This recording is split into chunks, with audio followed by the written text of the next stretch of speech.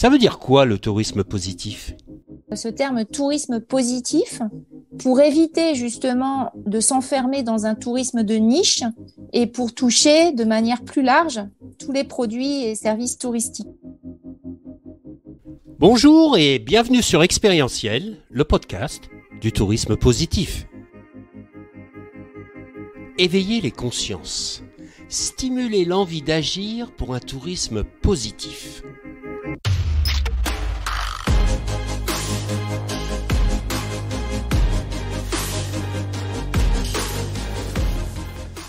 On vous emmène dans un voyage vers un tourisme respectueux de la planète et du vivant, en partant à la rencontre d'acteurs engagés.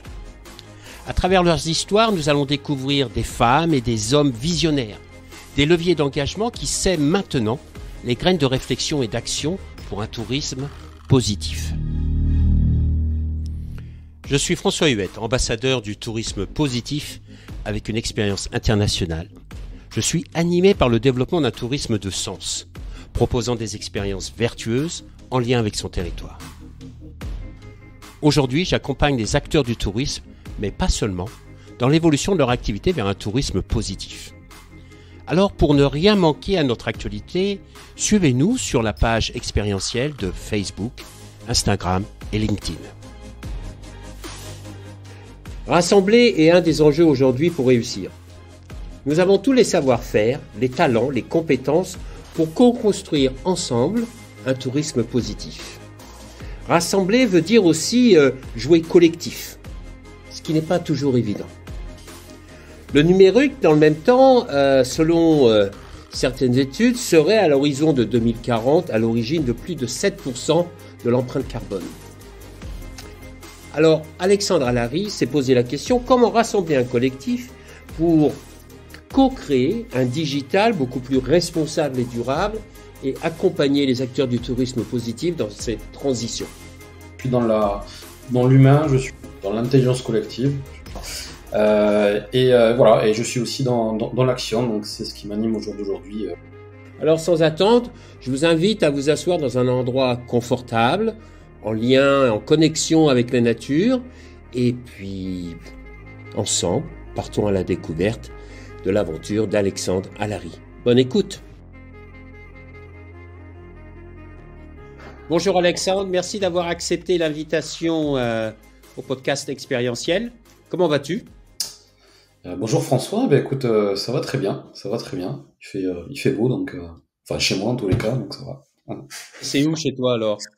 Chez moi, en fait, je suis à Cap-Breton, dans les Landes, j'ai un petit accent d'ailleurs, pas loin de Biarritz et du Pays Basque. Écoute, tu peux nous dire qui tu es, ce que tu fais? Alors, qui je suis? Moi, j'ai toujours été dans le tourisme depuis, je dirais, tout petit. J'ai pas mal voyagé, que ce soit avec mes parents ou aussi avec des amis. J'ai fait pas mal de pays, une trentaine de pays, d'où la passion du tourisme. Et d'où en fait le fait de travailler dans ce secteur-là. J'ai travaillé dans les agences de voyage, que ce soit à Paris ou Toulouse, pendant plusieurs années.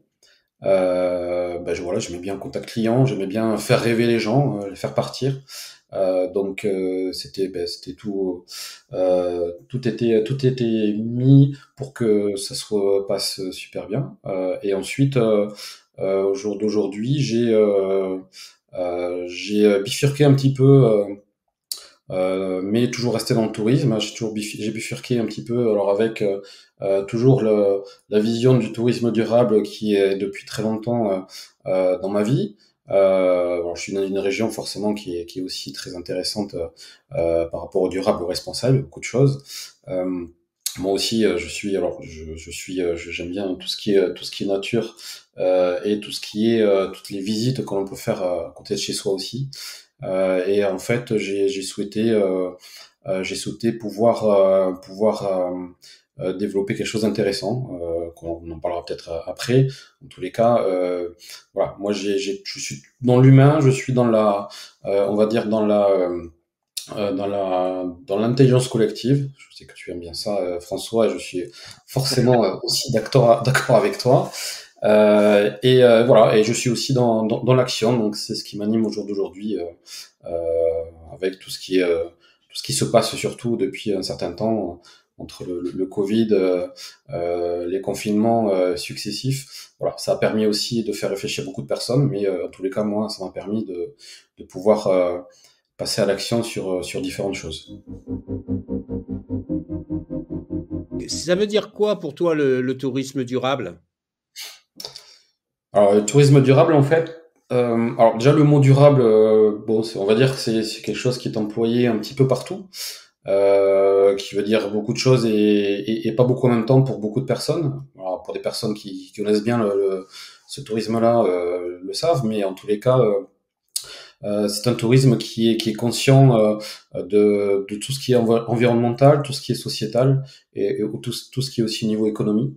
C'est les trois piliers du tourisme durable et qui, au final, sont les trois piliers, on va dire, importants. Alors, environnemental à préserver forcément, puisqu'aujourd'hui la planète est plus qu'en danger de par les plusieurs rapports successifs et on le voir aussi, hein, tout ce qui est catastrophes naturelles qui s'enchaînent de plus en plus. Bon voilà, entre les inondations, entre les feux de forêt, beaucoup de choses qui moi, quand j'étais petit, n'arrivaient pas trop. En tous les cas, même les saisons, etc., étaient vraiment bien définies. Là, aujourd'hui, c'est un petit peu, c'est un petit peu dans tous les sens. Voilà. Donc derrière, moi, je pense que le tourisme a quelque chose d'important à faire, a une transformation et peut être leader sur le tourisme durable. Je veux pas dire que moi, je pose pas comme peut-être des personnes l'opposent, tourisme entre guillemets de masse et tourisme durable, on va dire tourisme général, qui a existé, comme on dit, dans le monde d'avant, qui existera toujours. De toute façon, il n'y a aucun souci. Maintenant, le tourisme durable est conscient et positif. Je préfère ces mots-là, puisque quand on parle durable, les gens font le raccourci avec écologie, avec taxation, avec plein de choses, donc c'est des choses négatives. Je préfère parler du positif et dire que voyager, ça peut être, comme on dit, voyager, c'est un retour à l'essentiel, ce qui est vraiment important, et c'est de pouvoir vraiment avoir une expérience, vraiment découvrir des gens, vraiment pouvoir participer à une économie locale, pouvoir s'investir aussi dans la préservation de l'environnement. Voilà, il y a plein de choses qu'un voyage peut avoir. Maintenant, derrière, il y a forcément un discours, il y a des actions à mettre en place qui sont plus ou moins faciles ou compliquées. Ça dépend un petit peu aussi des générations, peut-être. Mais en tous les cas, voilà, ce tourisme-là est quelque chose qui est très important pour moi et pour beaucoup plus de personnes que l'on croit. Pour la jeune génération aussi. Qui est vraiment engagée sur cette vision-là et qui a raison, hein, de toute façon. Donc c'est une vision et un ADN qui est pour moi important et on va dire, développé tranquillement, mais en tous les cas, que les gens puissent prendre conscience positivement de cette vision-là, de se dire qu'un voyage ou qu'un tourisme durable, ce n'est pas négatif, c'est positif, c'est quelque chose qui peut faire du bien à soi-même aussi, en se disant que j'ai participé aussi à ma petite échelle à quelque chose d'intéressant par rapport à un pays que j'ai visité ou même par rapport à une ville que j'ai visitée à côté de chez moi que je peux ne pas connaître. Voilà, on est dans tout ce qui peut être slow tourisme ou voyage de proximité, mais en tous les cas, c'est je pense, très important et le tourisme doit pouvoir encore plus développer cette vision-là voilà, qui compte énormément pour moi et pour d'autres personnes aussi, forcément. Le tourisme durable, en général, quand on en parle, on pense toujours à l'expérience client, sur place, l'opérateur, l'hôtelier, etc., etc. et on pense rarement au côté digital de l'approche que peut avoir le tourisme de différentes manières, pour différentes raisons, etc. Alors, toi, le digital, c'est quand même ta spécialité. Euh, et tu viens de créer un collectif justement de digital, d'experts digital dans un tourisme responsable et durable. Mais ça veut dire quoi le digital durable? Ça existe? Ça marche? Comment ça fonctionne? Alors, le digital durable, en fait, on va dire que on est plus sur une partie qui s'appelle le numérique responsable déjà, qui est, on va dire, alors très important, mais qui est peut-être pas connu de beaucoup de personnes, parce que les gens au jour d'aujourd'hui, bon voilà, ont des téléphones, ont des ordinateurs, ont des smartphones, des tablettes, etc., les utilisent, regardent des vidéos, bon, voilà, au jour d'aujourd'hui, on est en plein dedans, même depuis, et encore plus avec le confinement, il y a beaucoup de personnes qui sont entre guillemets digitalisées et ont accédé à beaucoup de choses. Mais derrière, en fait, on se pose pas la question, très bien, mais comment ça se passe? Mon ordinateur, il est fabriqué où? Ma tablette est fabriquée où? Est-ce qu'il y a eu besoin on va dire d'énergie renouvelable, d'énergie fossile, etc. Voilà, comment ça se passe vraiment? En fait, le numérique responsable est très important, est en lien aussi avec la RSE, qui est quelque chose aussi d'important, qui se développe de plus en plus aussi dans les sociétés, et c'est tant mieux. En fait, ça permet de pouvoir visualiser un petit peu toute la chaîne qui est la fabrication, production ce matériel en fait que l'on utilise, qui justement on a besoin d'extraire des matériaux, que ce soit du charbon, etc. Voilà, il y a beaucoup de pollution par rapport à ça, qui fait que derrière, ça va pouvoir construire ces ordinateurs, mais en tous les cas, c'est impactant sur les gaz à effet de serre. Ça commence déjà là, en fait, et c'est ça qui est un souci. Derrière, le but, c'est plus généralement de dire que le digital éco-responsable, c'est déjà la prise de conscience, de se dire voilà, d'où le matériel vient, ce que l'on fait avec le digital, pourquoi on le fait, et derrière essayer de trouver des solutions plus vertueuses. Alors collectif Digital Green Tourism, nous on est vraiment sur la partie front, c'est-à-dire que aujourd'hui beaucoup de personnes utilisent des sites internet, utilisent les réseaux sociaux, les entreprises, soit dans le tourisme ou ailleurs. Et derrière, en fait, il y a aussi beaucoup de pollution de par les data centers, qu'on en appelle, c'est-à-dire des centres de données, qui derrière sont refroidis via de la climatisation, via voilà des choses qui sont vraiment pas éco-responsables. Donc nous, en fait, on dit que il faut commencer dès le début, que ce soit par le matériel, par l'informatique par exemple, mais aussi par les hébergeurs. Pour prendre un site internet, avoir un hébergeur éco-responsable, c'est très important, qui permet de pouvoir, par exemple, refroidir ces centres de données, ces data centers par l'air naturel et non par une climatisation qui va forcément consommer de l'électricité et va être aussi polluante. Et derrière, de dire que tout ce qui est site internet, au jour d'aujourd'hui, comme je disais, c'est à la course à celui qui a le plus de vidéos, celui qui a le plus de photos, celui qui a le plus de choses sur le site internet. Donc, c'est un site internet au final qui va consommer beaucoup aussi, parce que ça va faire des allers-retours entre les data centers et le site internet. Donc, ça va aussi forcément faire un effet de pollution. Le but, c'est de pouvoir dire que, par exemple, sur un site internet éco-conçu, on va pouvoir réduire le poids du site via la réduction du back-office. Donc voilà, il y a plusieurs choses.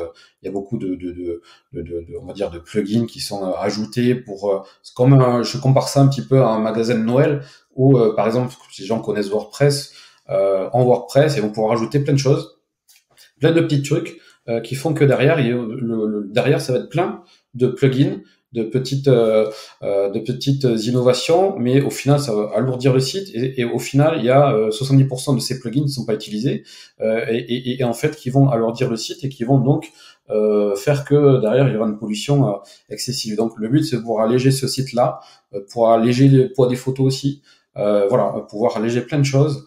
Ce qui ne veut pas dire que ça va être un site internet fade, hein, ça n'a aucun cas. En tout cas, qui sera plus authentique et plus respectueux. Voilà, il existe aussi des possibilités de mesurer son site internet qui est intéressant, avec par exemple WebCarbon. Nous, on l'a sur notre site du collectif. Ça permet de voir un petit peu si on est trop polluant ou pas, ou si on est bien placé au niveau de la pollution, donc par rapport à d'autres sites. Nous, on est pas mal. Mais voilà, il y a des personnes qui vont tester et qui se sont dit, ah, je savais pas que mon site était aussi polluant que ça. Il va peut-être falloir que je fasse des choses pour l'améliorer. Voilà, donc derrière sur le digital éco-responsable, ça touche tout en fait. Maintenant, on n'est pas sur de greenwashing, parce que le greenwashing, ça marche beaucoup. Il y a beaucoup de choses là-dessus, et je trouve ça dommage. C'est assez négatif. Derrière, avoir un digital éco-responsable, ça veut dire que aussi on est engagé dans ce que l'on fait sur de l'éco-responsabilité, sur du durable aussi. Si derrière, on a un exemple, on va avoir une structure qui fait vraiment, enfin qui fait de la pollution entre guillemets, qui est sur quelque chose de pas du tout éco-responsable, mais qui veut un site internet éco-responsable, il n'y a aucune cohérence. Et ça ne sert à rien. Il faut déjà commencer soit via la RSE, qui est très importante et qui est très intéressante par rapport à tout ce qui existe sur l'éco-responsabilité, et ensuite pouvoir aller sur le digital éco-responsable aussi. Ça permet d'avoir une cohérence sur toute la chaîne de valeur qui est importante et qui fait sens aussi par rapport aux personnes qui sont en face, par rapport aux clients, aux voyageurs, et qui se disent que voilà, cette société, cette entreprise ne fait pas du greenwashing, c'est vraiment a pris les choses à bras le corps et a vraiment transformé, que ce soit en interne ou en externe, sa vision, ça peut être son management aussi, mais aussi son digital, ce qui est vraiment cohérent par rapport à une vision durable et responsable. Alors, tu as parlé du site, mais est-ce qu'il y a d'autres actions qu'on peut faire? Parce que quand on parle de digital, moi, ce que je comprends, c'est que si on agit sur les réseaux sociaux, les Instagram de ce monde, etc., Facebook, etc., on n'a pas vraiment de possibilité de réduire notre impact, vu que c'est pas sous notre contrôle, ou je me trompe? Alors c'est un petit peu compliqué parce qu'au jour d'aujourd'hui, le digital fait que les réseaux sociaux, pour être reconnus, pour avoir des prospects, des clients, pour avoir une visibilité, une notoriété, au jour d'aujourd'hui, c'est compliqué de passer à côté. Si demain on dit, écoutez, non, moi les réseaux sociaux, j'y vais pas, le site internet, ça m'intéresse pas. Bon, c'est pas comme dans les années 90 où on fonctionnait différemment. C'était le téléphone, avant c'était le Minitel ou autre. Enfin bon, c'était différent. Les journaux, maintenant, au jour d'aujourd'hui, les réseaux sociaux sont incontournables. Maintenant, il y a tous les réseaux sociaux, on va dire, n'ont pas une obligation d'utiliser tous les réseaux sociaux. Derrière, il y a Facebook, Instagram, enfin il y en a plein hein, qui existent. Ils sont tous différents. Et, il y a une approche différente pour chacun, une cible pour chacun. Derrière, le plus important en fait sur on va dire des réseaux sociaux, mais surtout quelque chose d'éco-responsable, c'est surtout de dire que il faut mettre en avant, alors il faut bien cibler son réseau social, mais aussi mettre en avant son authenticité, son expertise et sa vision du durable. En fait, les réseaux sociaux, c'est une caisse de résonance, tout simplement. Donc derrière, par rapport au discours et au contenu que l'on va mettre, les gens vont se dire, ok, très bien, j'ai identifié cette structure, cette société, je sais ce qu'elle est, je sais ce qu'elle véhicule, j'y vais pas, mais en tous les cas, je sais ce que c'est.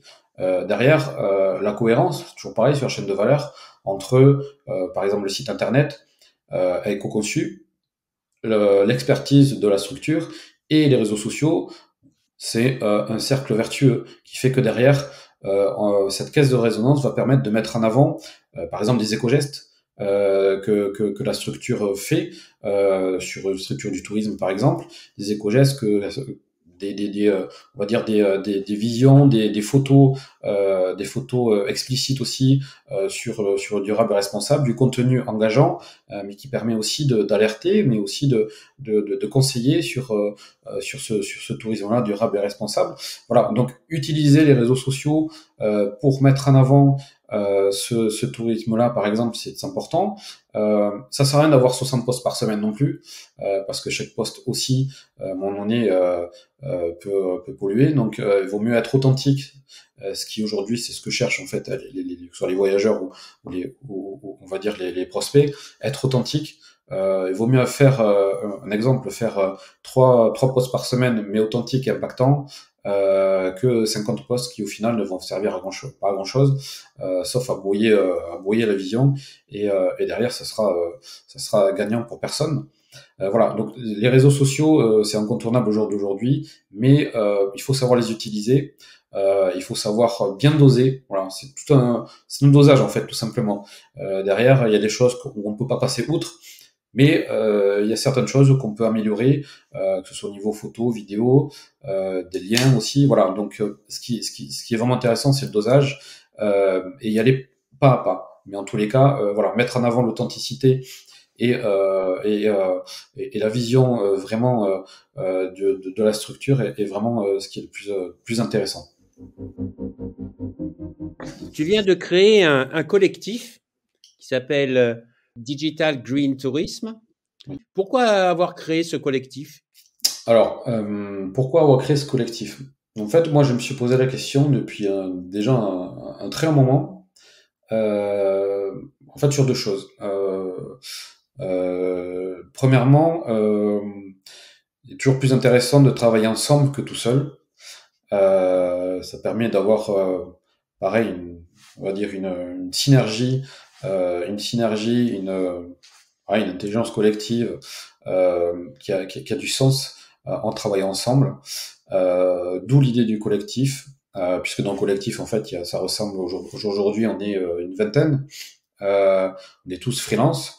Mais voilà, freelance veut dire que derrière, il y en a beaucoup qui étaient de leur côté et qui, c'est pas évident aussi, de travailler seul chez soi, que ce soit en général forcément à la maison ou ailleurs, mais en tous les cas, voilà, seul c'est compliqué. Donc le but c'est de pouvoir créer vraiment une synergie ensemble qui permet d'être plus impactant et plus efficace aussi. Parce que ça permet de faire du brainstorming, de pouvoir échanger des idées, de pouvoir avancer plus rapidement et plus efficacement sur certains sujets aussi. Donc voilà, c'est le sens aussi de l'entraide qui est aussi importante au jour d'aujourd'hui dans ce monde qui est un petit peu individualiste, on va dire. Donc voilà, donc ce collectif, au final, ça regroupe un petit peu toute ma vision du digital éco-responsable, du durable aussi.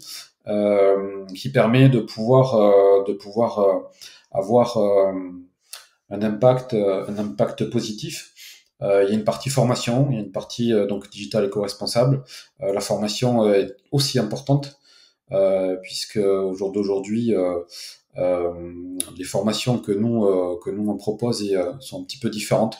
On va être sur aussi forcément du tourisme conscient positif sur mesure, qui s'adapte vraiment au secteur du tourisme, que ce soit sur les agences de voyage, que ce soit sur les réceptifs ou que ce soit sur les hôtels. Le but, c'est de pouvoir vraiment monter en expertise, de pouvoir, dans cette formation, qu'il y ait des interventions par exemple, d'agences d'étrangers à l'étranger, de réceptifs étrangers qui puissent apporter aussi leur vision du durable. C'est toujours intéressant d'avoir des visions d'autres pays. Pouvoir aussi avoir des interventions d'influenceurs aussi qui sont engagés. Voilà, il y a toutes ces choses-là dans cette formation sur mesure qui s'adaptent vraiment on va dire à l'agence ou au réceptif, en tous les cas aux acteurs du tourisme. Ça fait combien de temps que tu as créé ça? Le collectif, il est sorti de terre. Alors, ça fait pas longtemps. Hein, on est tout jeune. La réflexion a été faite cet été, au mois de juin, et puis petit à petit, voilà, du temps de trouver les personnes qu'il faut, puisque c'est des personnes qui ont un ADN aussi engagé, positif, qui ont qui sont dans des associations, style Stand for Planet par exemple, qui ont aussi des clients engagés, ne travaillent qu'avec des clients engagés justement sur du durable et responsable. Donc voilà, toutes ces personnes-là, voilà, ça a été facile puisque on a le même ADN, donc on s'est dit, c'est une super idée, il faut y aller, faut être ensemble, on sera plus fort.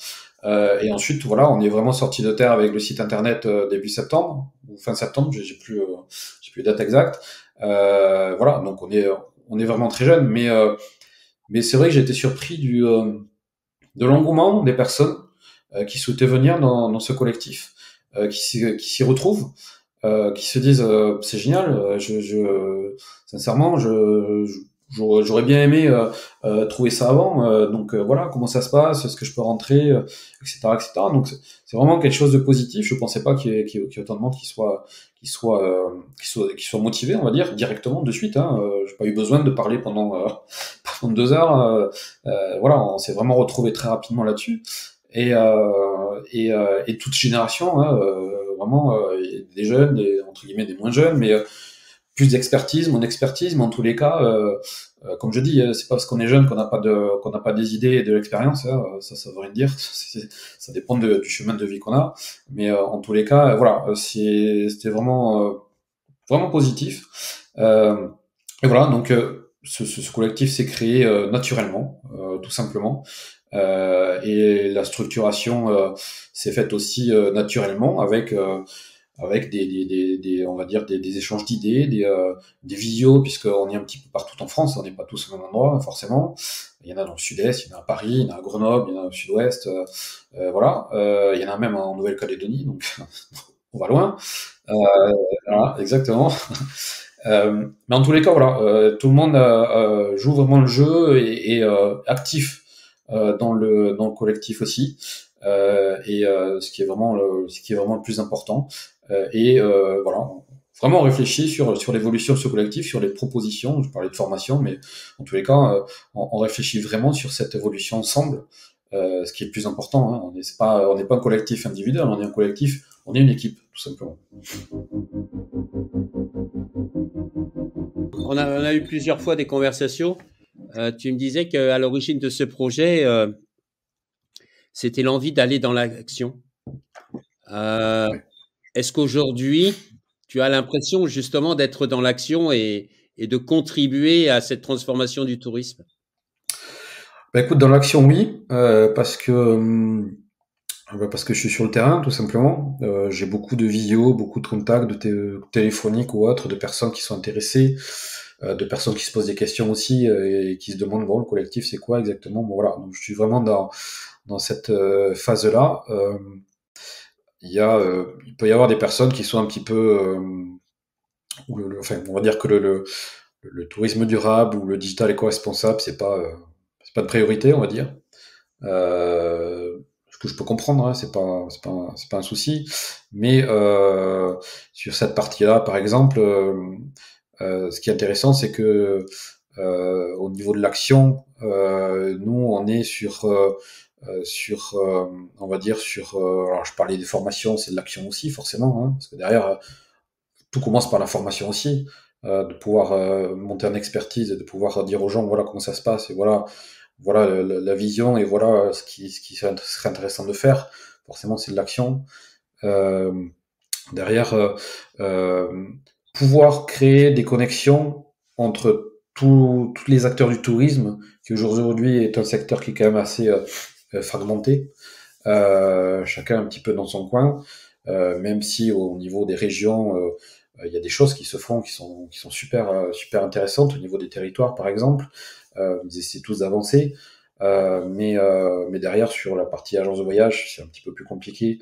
Mais ça me tient à cœur parce que je suis issu des agences de voyage, donc je connais bien le milieu et je sais que ils doivent être les fers de lance de ce tourisme durable et aussi de ce digital. Ils doivent absolument évoluer dans cette logique-là. Je dis pas que ce que l'agence de voyage classique qui va vendre tourisme entre guillemets de masse, c'est très bien, il y a pas de souci. Maintenant, si demain dans ce rapport-là, on est à 70-30, avec 30% de tourisme durable qui peut être vendu en agence de voyage, c'est extraordinaire.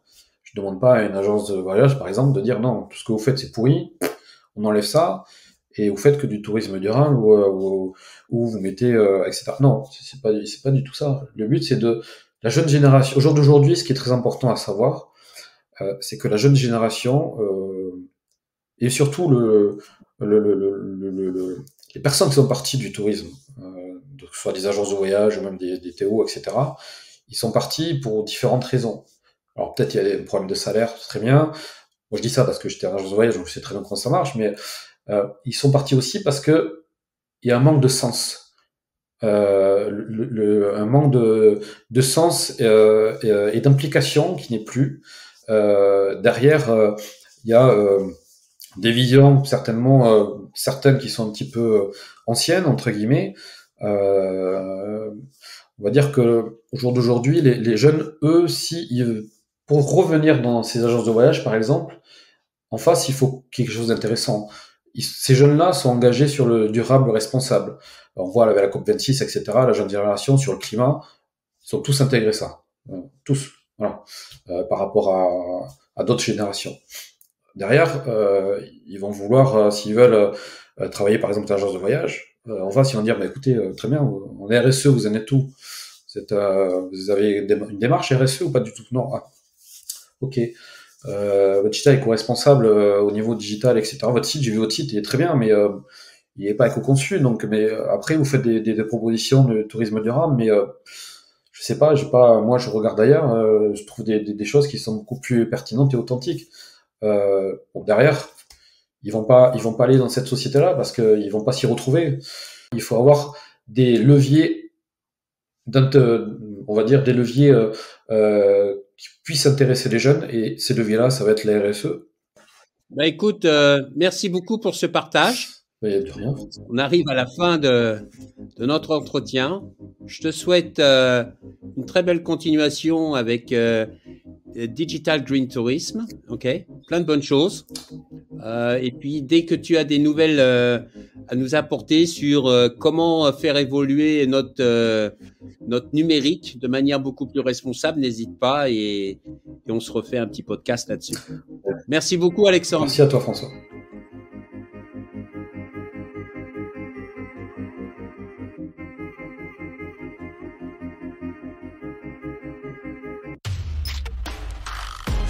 Voilà, c'est la fin de notre voyage du jour. J'espère que vous avez vraiment passé un agréable moment en notre compagnie et que nous avons pu semer des graines d'inspiration et d'action. Surtout n'oubliez pas, le tourisme de demain, c'est maintenant qu'on le construit et ensemble. C'est un tourisme qui est guidé par le sens, l'expérience et en lien avec nos territoires pour assurer la pérennité de nos métiers et de nos activités. C'est essentiel. Si vous avez vraiment aimé ce podcast, favorisez sa diffusion, en lui donnant 5 belles étoiles sur Apple ou la plateforme podcast préférée que vous utilisez. Et puis, surtout, et ça c'est le plus important, n'hésitez pas à partager dans votre réseau. Essaimer la connaissance, essaimer le partage d'expérience. C'est essentiel pour chacun d'entre nous d'avoir accès à cette information. Et puis, si vous voulez continuer l'aventure avec nous, le voyage avec nous, bien, je vous invite à vous abonner pour suivre tous les épisodes gratuitement et être informé dès qu'ils sont publiés. Voilà. Je vous remercie et à très bientôt. Au revoir.